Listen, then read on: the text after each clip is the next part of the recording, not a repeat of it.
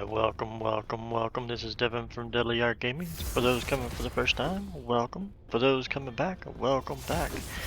Today we are going to go over my video of my build that I've been working on, Dual Wield Paladin Warpath build, which is the footage you're seeing behind me. Essentially it is, like I said, Dual Wield Paladin Warpath, using a couple things to boost up the damage as much as possible.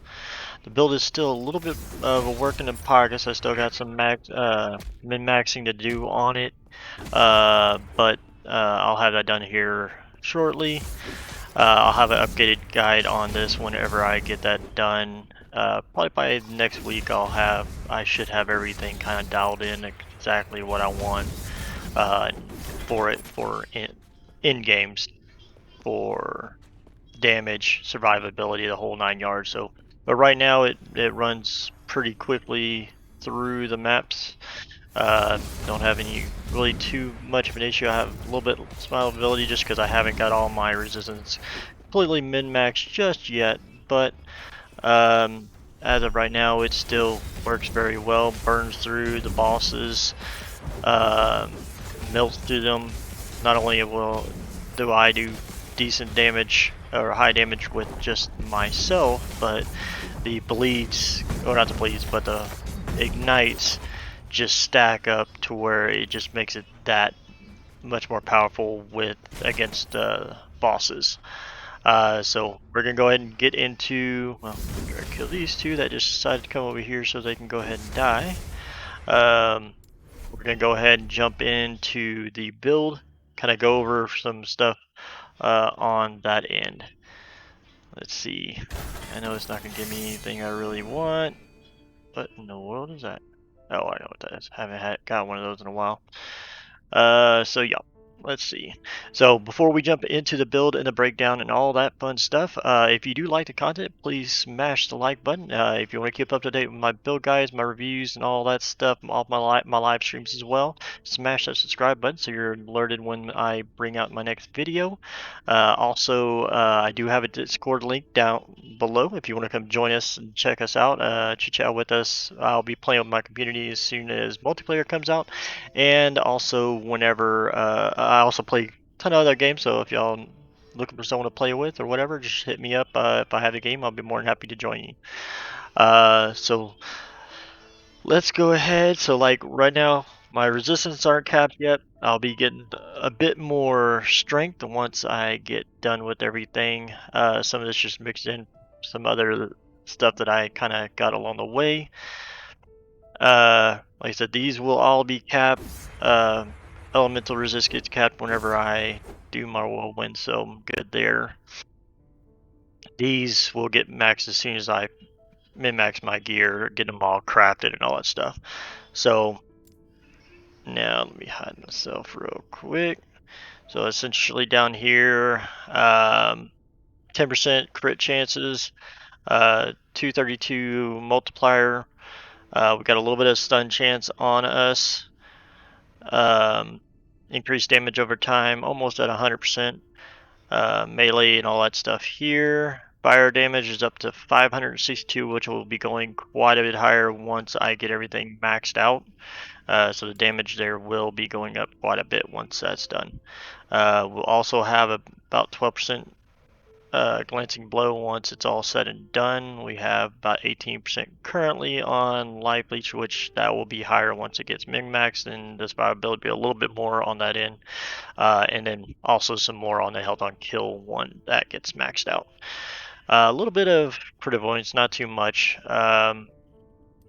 Generally don't have too much of an issue to really deal with that. So right now, once we get all of our buffs up, we're almost at 100 ignite chance, which I do want to get that over 100 toward chance getting 2 stacks instead of 1, which will increase the damage quite a bit, because like right now it's at 314 ignite damage, which that will well, with the buffs it goes up. Blind chance, always something halfway decent to have. A little bit of cooldown reduction, healing effectiveness for our heals, and all that fun stuff. So we're gonna go into the passives real quick. As the Sentinel, we're coming over here for the Dual Wield. This to cast axes um, for the Smite procs.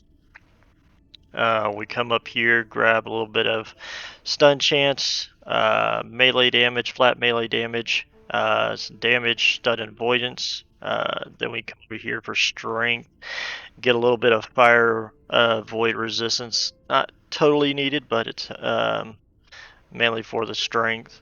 I might be taking it out. I had to get these points to kind of get to up to a point there, but I might take it out of here and move it later. Now, since we're not going shield, we're not going to be coming up here and going this way.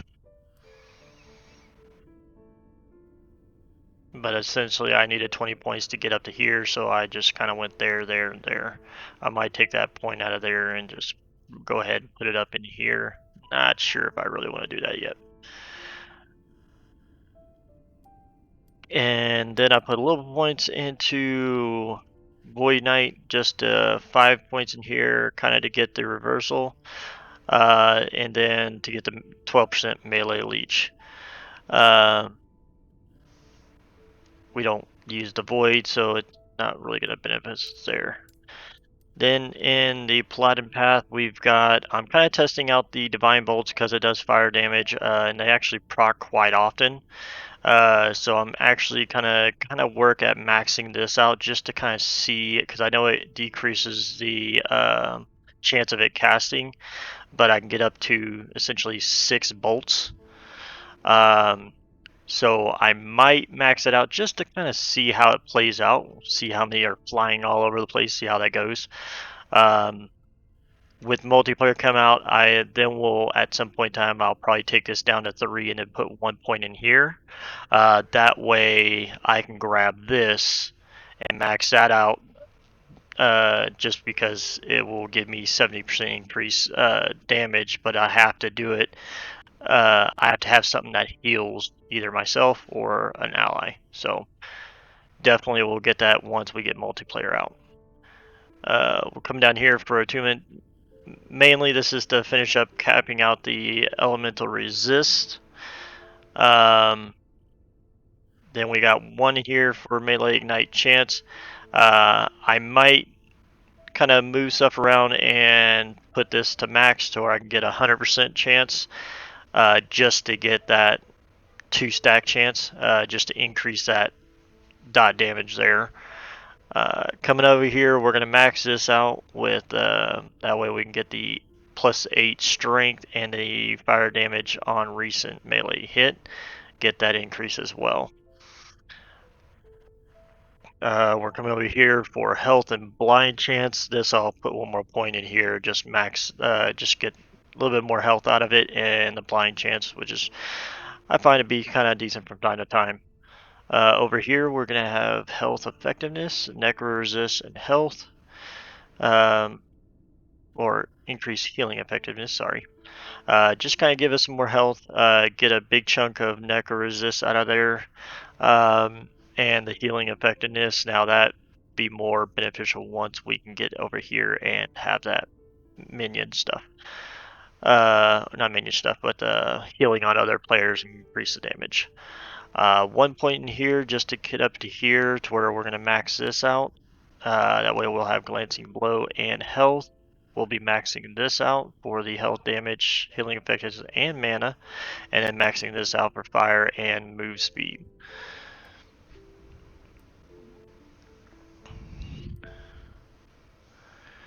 There we go. So,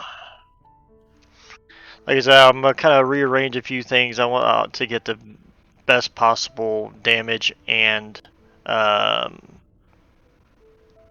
survivability out of it.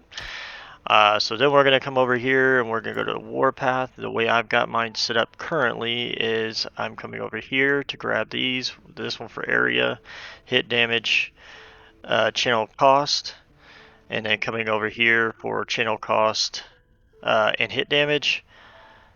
And 4 points in there just kind of get over here, armor, elemental resist while you're spinning. And then we've got the penetration, fire penetration, and ignite chance. So then we got volatile reversal, which here we're coming over here to get it to where it no longer restores health, but it gets a big chunk of cooldown recovery speed. This for recovery on kill. Over here for attack speed, not really for the cast speed, just for the attack speed. Then we're coming down here to get to where it casts Void Rift on arrival. Area effect, that doesn't really matter, it's just to get over here. This is to, when it casts a Void Rift, increases damage for 4 seconds. So this will give you a 30% increased damage to anybody hit with your Void Rift, and then we're coming this way for essentially the same thing. So this is whenever you arrive, and this is whenever you leave. So when you press it, this is going to cast, and where you show up second, this is where you're going this way. So this will give you Void Rift do more damage, but it doesn't matter. It's not going to do much damage because we're not doing Void.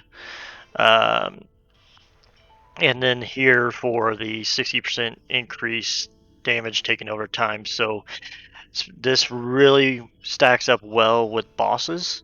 So you'll essentially cast it and you'll get 60% increased damage over time for your burning ignite, and then 30% increased damage, just damage period. So it's a pretty good chunk there. So if you get enemies all in a bundle and you kind of jump around, you're good. Then you can go in and have everything to where whenever you're fighting a boss and it's within that time frame, you'll use that, and that just boosts up your damage big time.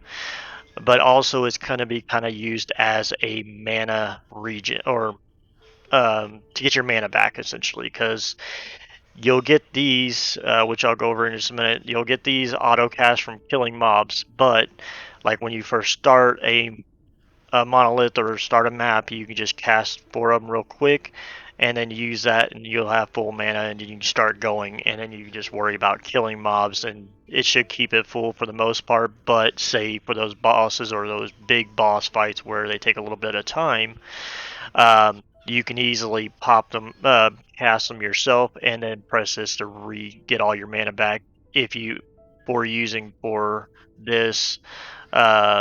Nothing else really uses mana other than these 2 skills, so it's not that big of an issue. So then we've got our smite, which is smite. We're going to come up here to grab healing area, which doesn't matter.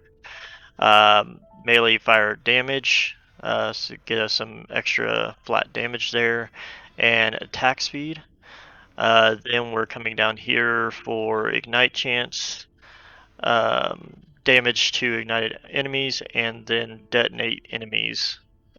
60% chance to ignite or to detonate slain enemies. This is what's going to be proccing off of your axe throws from this. So whenever you attack enemies, you have a chance of throwing an axe, which then your idols kick in here to where you have a chance of casting smite.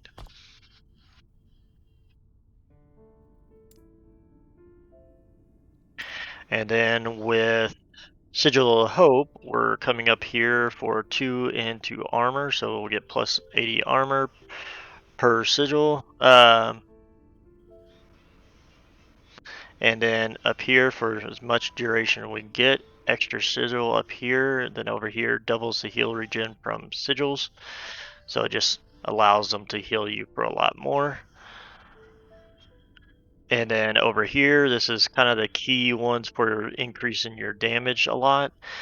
This one will grant you 30% increased damage per active sigil, which we generally have 4, so that's going to be a pretty good chunk there. That'll be 120% increased damage there. Then we come over here for flat fire damage per sigil, so that's going to be another 12 fire damage, flat fire damage. And then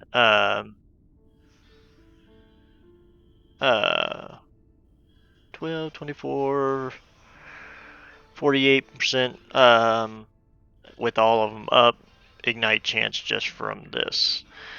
So, and they sit there and orb you and orbit around you, and over time they'll time out. So, but with this right here, the chance, it's a 6% chance for them to cast on kill, but you'll generally shouldn't have too much of an issue with them dropping off.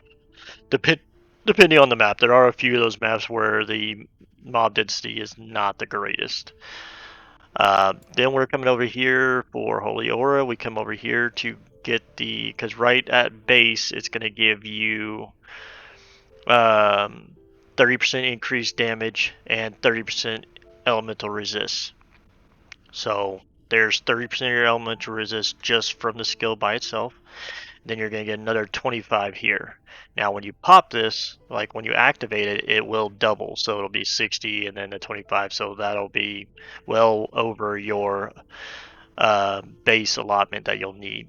But just for this by itself, this would be it. And then you just need one piece of gear that has elemental resist on it. Then we're coming up here for ignite chance. So it's 4 per tick. So putting another point in there wouldn't really gain you a whole lot, but definitely might be worth it if you want to try it. I didn't really see much of a difference to really have it, so I get more out of either going here or these two will give you a little bit more than what you would just by putting 1 point here. Come up here for 10% fire penetration for all your fire damage, global fire damage increase of 50%, and then we get flame burst to where whenever you're after an enemy takes 8 melee hits of flame burst, it unleashes deals fire damage to surrounding enemies. While Holy Aura is active, it only takes 4 hits to trigger this. Now with this, and then with this here, if you are the one that get the final hit to unleash flame burst on an enemy, it deals significantly more damage. So when you're solo, this is always going to happen. It's always going to get 200% increased damage there.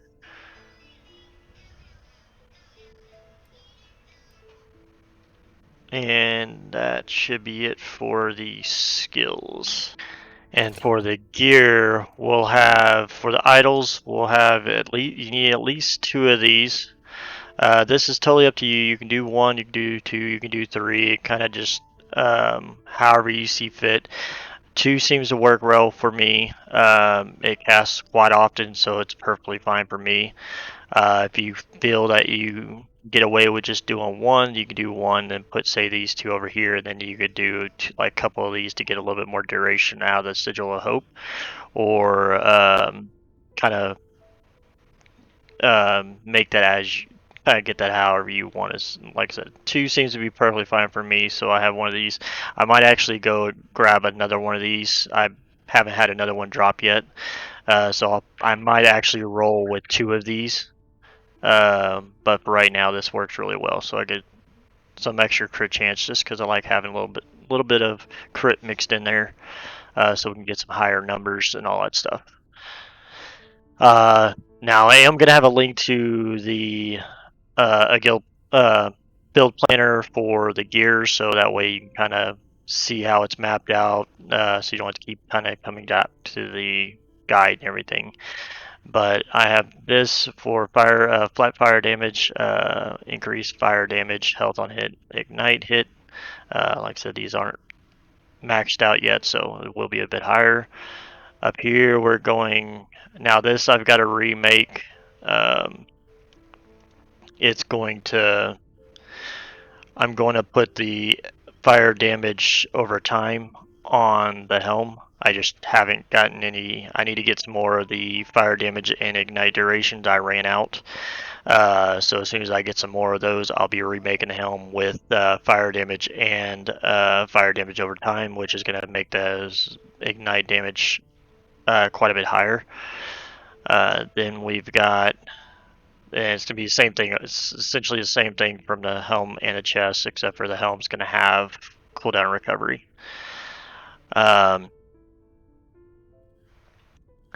In which, as far as the cooldown recovery, you don't have to have that if you don't want to. I just like to have a little bit shorter cooldowns, but it's not that big of a difference from what we're using here. Everything pretty much, the only thing that has a long cooldown is going to be that. Everything else comes back, and this will come back a lot faster when you're killing stuff. So I mean, for the most part, you don't really need the cooldown recovery. I just like having it to get this as low as I can get it.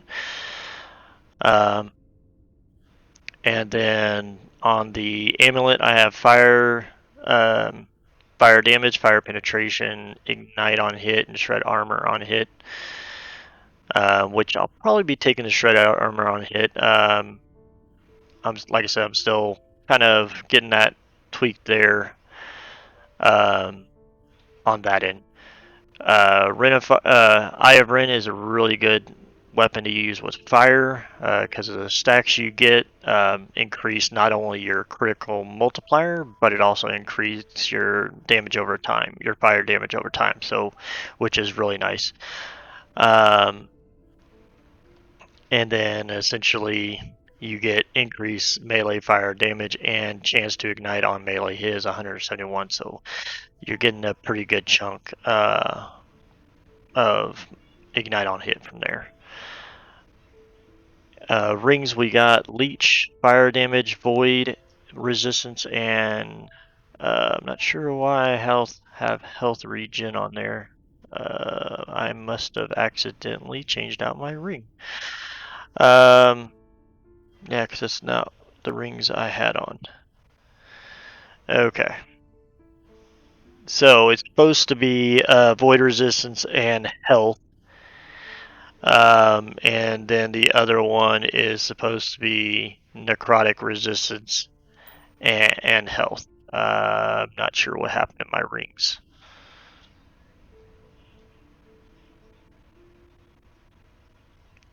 Not sure.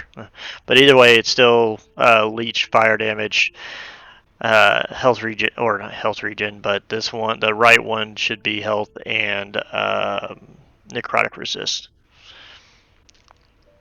And the belt's going to be elemental damage over time, armor, physical resist, poison resist.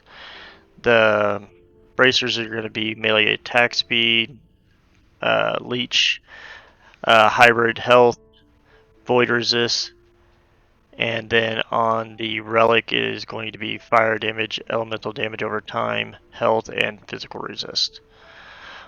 So that is pretty much it. Hope y'all enjoyed it. Like I said, if y'all have any questions on the build, just leave a comment down below. Let me know, and I'll answer them as soon as I can. I will be bringing out an update to this build as soon as I get everything kind of mid-max and kind of realigned a little bit to get it to the max potential that it can. But right now, just put it together pretty quickly, and it seems to be doing really well. So. But if you did like the content, smash the like button. If you want to keep up to date with my update to this guide and my other videos, my lives, and all that fun stuff, smash that subscribe button. It definitely helps the channel. Definitely appreciate it. And also, if you want to chit chat with us, we do have a Discord link down below. Come join us. We'd be more than happy to have you. Other than that, my name is Devin from Daily Art Games. You all have a great one.